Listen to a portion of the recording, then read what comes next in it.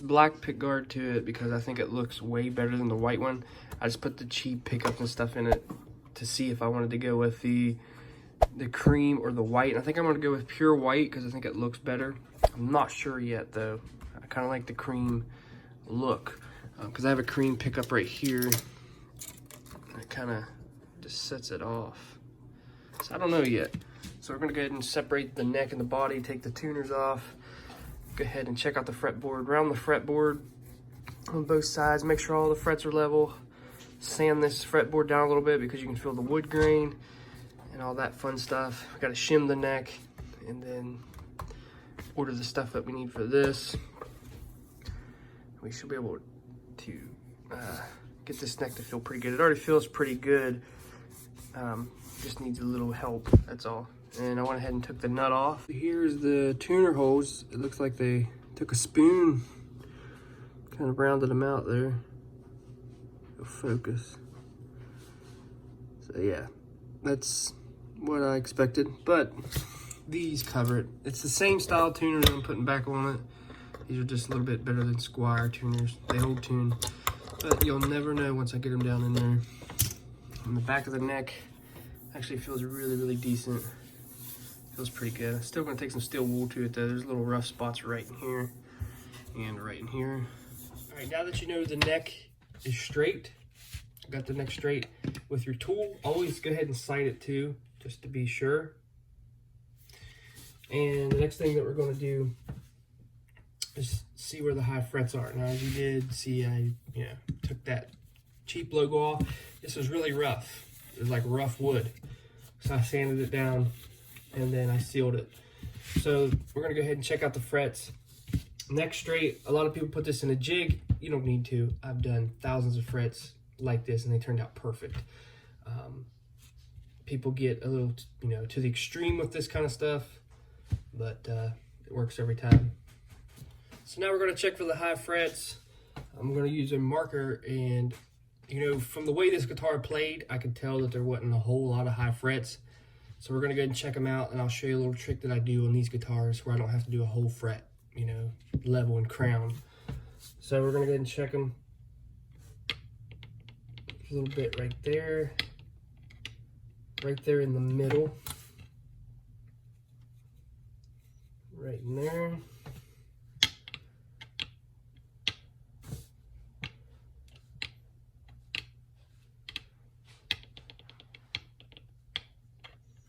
A little right here.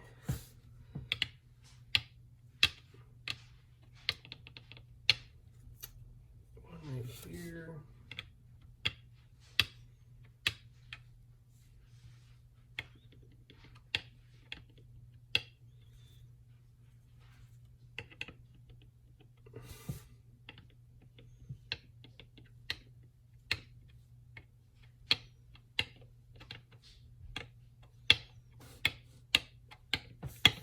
I've seen American Stratocasters have worse fret jobs than this, and I've also seen Mexican Strats have worse fret jobs than this. So for a $60 guitar,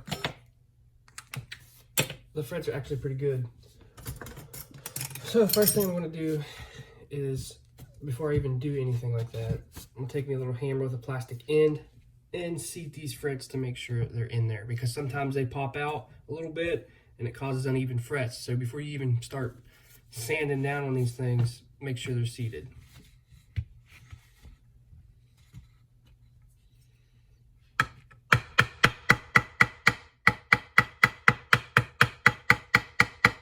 And as you can see, there is finish over these frets.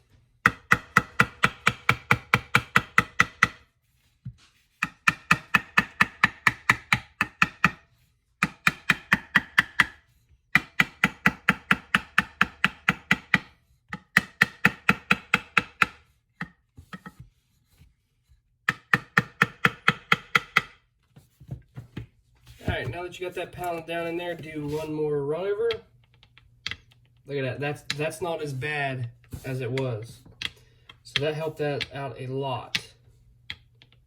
Yeah, that one helped out a lot too. So just by pounding them down helped out a lot. So that tells me right there that, I don't have a whole lot of fret fretwork to do here.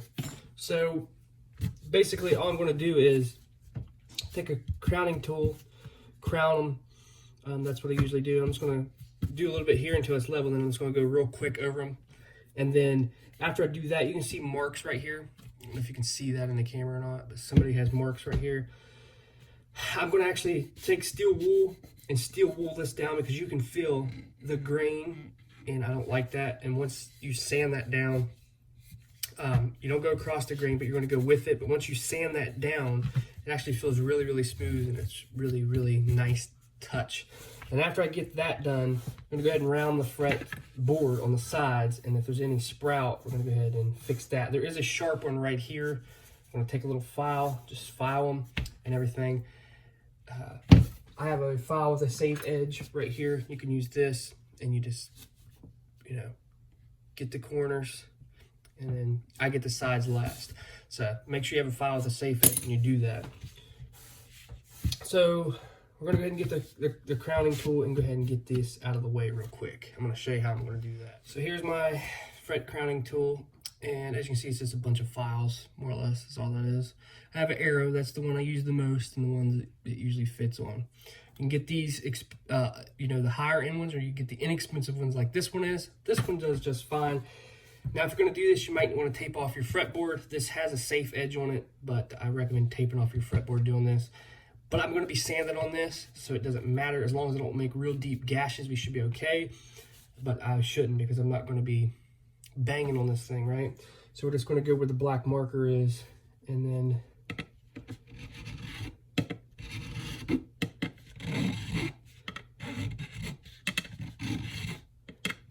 I'm not putting a whole lot of pressure on there, just a little bit. I'm not even enough to bow the neck. And we're going to do that until the black marker is gone. Then go to the next one.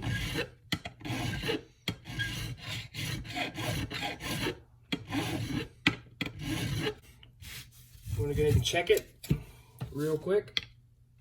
Look at that. No fret rockage whatsoever.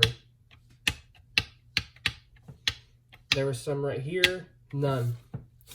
There was some right here, none. So it's perfectly flat. You can go all down the neck now. I'm not even putting pressure on this either. I'm not pushing down. I'm barely just, okay? So I don't want you guys saying that, you know, I'm pressing the neck down. I'm not even putting any pressure on it. So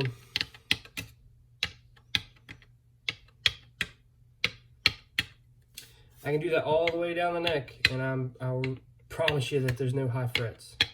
Now, that doesn't mean this fretboard will kind of shrink and expand and one will pop up. That's, you know, that might happen. But got it done. And what I like to do real quickly, you don't press down on it, just real quick like.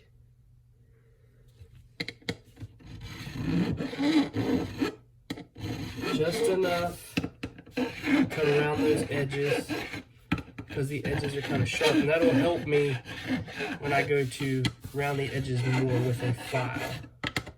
And as you can see, I'm not even putting any marks in the fretboard when I'm doing this. Barely pushing on it. You don't need to push real hard on it.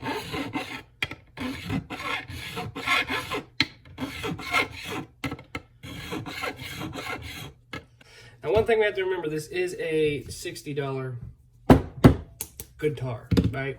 So what I usually do is take a piece of tape, put right here, and I do a thing called fall off, and I sand these down a little bit lower than these. That way you can get a little bit lower action and stuff like that. But I'm not putting a whole lot of time in this, because like I said, it's a $60 guitar. So it's not American Stratocaster. I'm not doing that.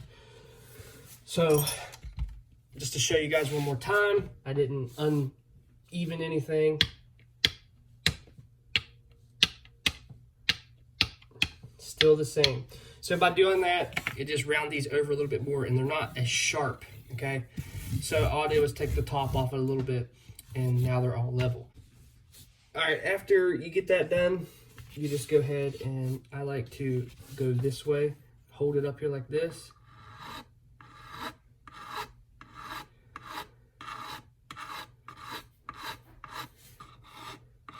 and just stay consistent with it, right?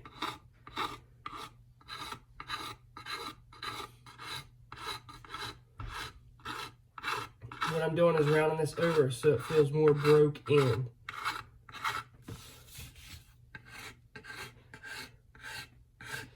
You don't need to do a whole lot. It's wood.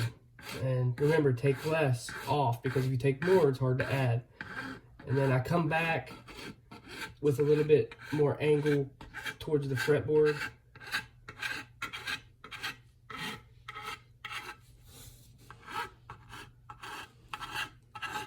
Like I said, I'm barely pressing. You know, I'm not really shaving that off. And now you have a nice rounded edge. Feels super nice. And I'll do this side the same way.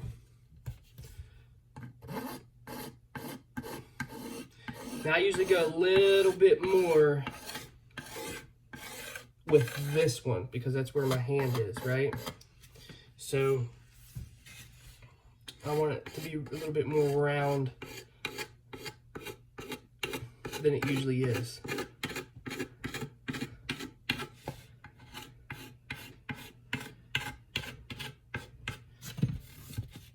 And look at that, it's rounded over and it feels really, really good. And all I do is tilt this up. Now you might have to tape it off if you're kind of scared, but after you've done this a good bit, there's no need to be scared anymore. Plus I have a safe edge. And you know, I'm not really pressing a whole lot, just getting enough to get that edge off of there, and as you can see, it didn't mark anything up. So you just keep doing that down the whole thing, and you should be good to go. I've already did it this way. I always do it that way first because it uses, you know, it leaves a sharp edge when you go up with it, all your frets. Now don't go too far that way, then your string will slip off the fretboard. So I go ahead and I get those out, and then, you know, turn the fretboard around, and you just get the sharp edges off, and it's super smooth. Wow. And the next thing I like to do is take this right here. This is a sanding sponge, and I like to put it right here, not on the neck, just right on the edge of the fretboard, and I like to just, that way it kind of smooths it out. And this is super fine, so it's not going to leave, you know, scratches that you can see.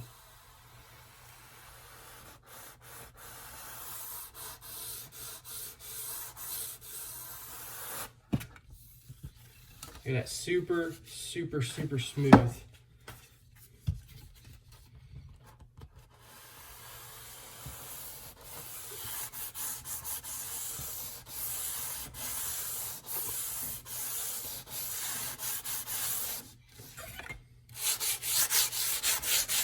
I like to just hit that edge of the frets real quick. And there we go. Super smooth. I mean, look at that. Not getting cut. I'm hitting the frets hard as I can with my hand, sliding it up and down, and there's no cuts. But when you do it on the neck, when you're doing up and down the neck like you're playing it, you can't even feel the frets. Look at that. So, rounded nicely. There is not a bunch of scratches right here like people do. They get on here and just ram it with real thick sandpaper. It's real thin, and you can't even tell that I did it. Looks like the normal fretboard. So that's done. These feel really, really nice. Can't complain. So the neck is pretty much done. I just have to polish these now. And then before I polish it, I'm going to go ahead and sand down this fretboard. So then after you get that done, you just take some naphtha and you just rub it on the fretboard and get all that dirt off of there and all that wood that gets down in there and all that dirt. Just keep doing that until it's clean. And then what I like to do is go ahead and polish the frets. Now you can tape off the fretboard. I have a Dremel tool, and you guys have seen me do it before. You just sit and Dremel it till it's polished. Sometimes I'll even polish the fretboard, but I'm not going to polish this one. I use a fretboard guard and just polish the frets.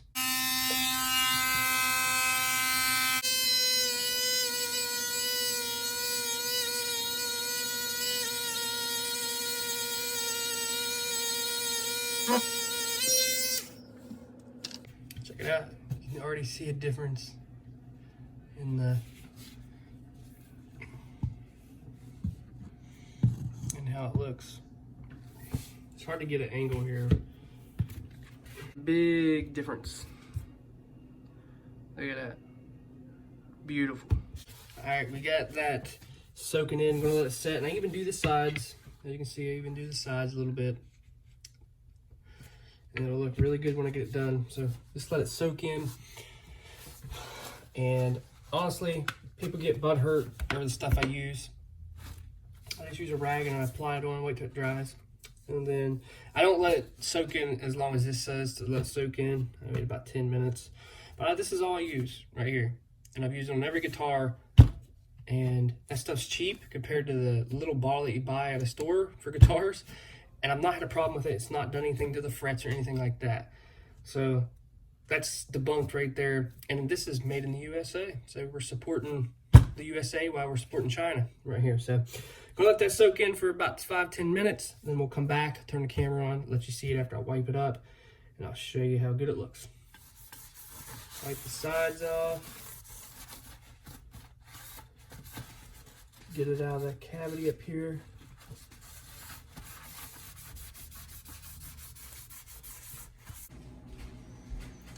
Looks beautiful. Got them all polished up.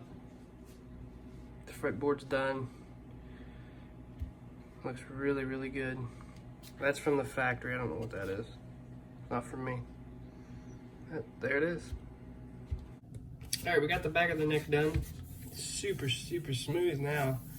Got that satin finish, super fast.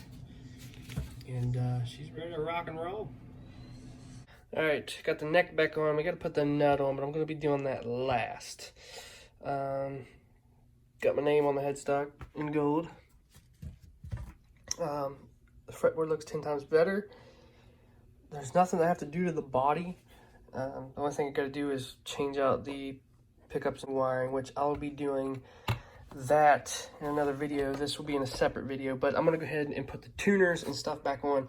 Like I said, I got the same style tuners to put back on it. That way I'm not drilling into the headstock. I'm going to be using the same string trees, but these are a little bit better than Squire, and they hold tune really well. I've used them before.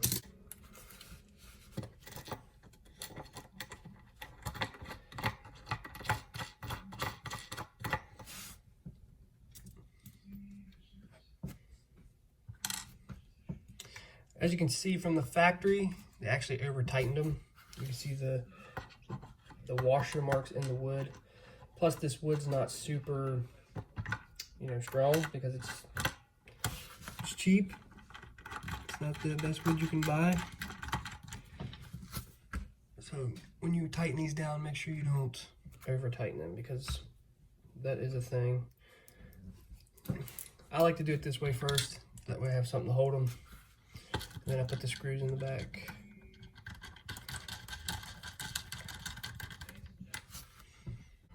All right, we got the octopus. This thing saved my life. It has all kinds of different nuts and stuff on it. It even takes the screwdriver up in here. Fits everything. Comes with Allen keys to adjust your action, everything. So all I do is finger tighten that. It don't have to be cranked down like they had it. I had to leave this string tree off so this would fit in there. And it's pretty easy. This keeps you from over tightening it. And then I'm gonna go ahead and put my string tree back on, and the whole process of this neck will be done. There's nothing left to do to it. It took me, there's some steps that I didn't do that I do on a higher end. So it took me about an hour to do this. Usually it takes me about 2 to 3 hours to do a neck. But here it is, the neck. So far the guitar has turned out pretty awesome. The headstock and everything looks pretty cool. Got my name right there. Make sure you keep your eye out for part 2. It's coming soon. I'm Ronald Jr., and I'll see you guys next time.